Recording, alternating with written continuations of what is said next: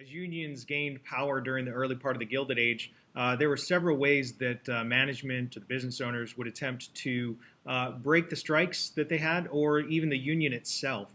One of the most popular ways is if a union went on strike or if there's a wildcat walkout, was to use immigrants and African Americans and other minorities as scabs, or also known as strike breakers. This would demoralize the union members as well as serve as a way to get cheaper labor into the factory. You could hire private security forces, like what happened in I believe it was the Homestead strike in Pennsylvania. The Pinkertons attacked the strikers and killed several.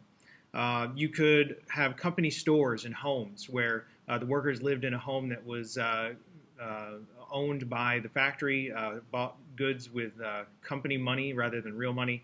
That way, when they went on strike, you could kick them out of their homes and make sure that the families didn't get fed. You could force them onto blacklists. A blacklist was a list of workers that were known union members, and they wouldn't be able to get a job anywhere in the area if they were on that list.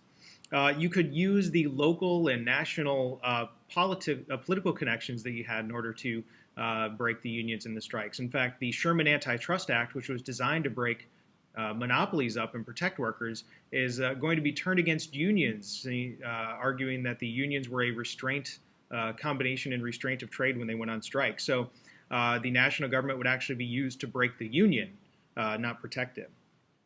This is what happened in the railroad strike of 1877 and the Pullman strike. The leaders are also the Pullman strike. The leaders are going to be arrested and thrown in prison by the national government because they prevented the trains from running. You can use the media against the workers. Most of the factory owners, the businessmen, had media connections, so you get lots of political cartoons turning against the unions because you really want to get the public against the working class. That ties back into that whole captain of industry social Darwinism thing. And try to call them radicals. The unions would be said to be full of socialists and communists and anarchists, which isn't really all that true, especially in this era. So those are the ways to break a union or break a strike.